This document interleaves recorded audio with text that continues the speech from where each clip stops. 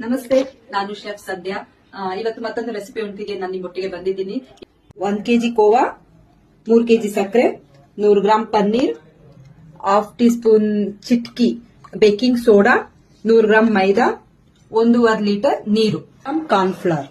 ಇವಾಗ ಸಕ್ಕರೆ ಪಾಕ ಹೇಗೆ ಮಾಡೋದು ಅಂತ ನಾವು ನೋಡೋಣ. ನಾನು ಏನ್ ನೀರು ತಗೊಂಡಿದ್ದೀನಿ ಅದನ್ನ ಹಾಕ್ತಾ ಇದ್ದೀನಿ. ಆಮೇಲೆ ಸಕ್ಕರೆ ಏನ್ ತಗೊಂಡಿದ್ದೀನಿ ಸಕ್ಕರೆ ಹಾಕ್ತಾ ಇದ್ದೀನಿ.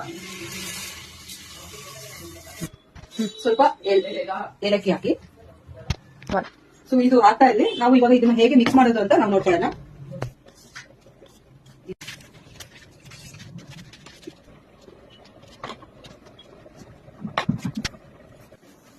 ಸೊ ಫ್ರೆಂಡ್ಸ್, ಇದು ಚೆನ್ನಾಗಿ ಮಿಕ್ಸ್ ಆಗಿದೆ. ಇದು ಮಿಕ್ಸ್ ಆಗಿರೋ ಟೈಮ್ ಅಲ್ಲಿ ಚೆನ್ನಾಗಿ ಮಿಕ್ಸ್ ಮಾಡಿಬಿಟ್ಟು ಒಂದ್ ಸ್ವಲ್ಪ ಹೊತ್ತು ಇದನ್ನ ನಾವು ಒಂದು 15 ಮಿನಿಟ್ಸ್ ಹಾಗೆ ಮುಚ್ಚಿಡ್ಬೇಕು. ನಾವು ಎಣ್ಣೆ ಬಿಸಿ ಇಟ್ಕೊಳ್ಳೋಣ ಅಷ್ಟೊತ್ತಿಗೆ. ಅಷ್ಟು ಬೇಗ ಶುಗರ್ ಸಿರಪ್ ಆಗಿರುತ್ತೆ.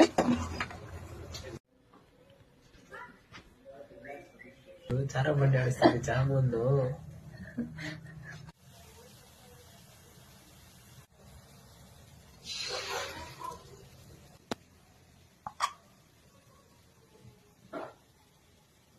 ವಾವ್.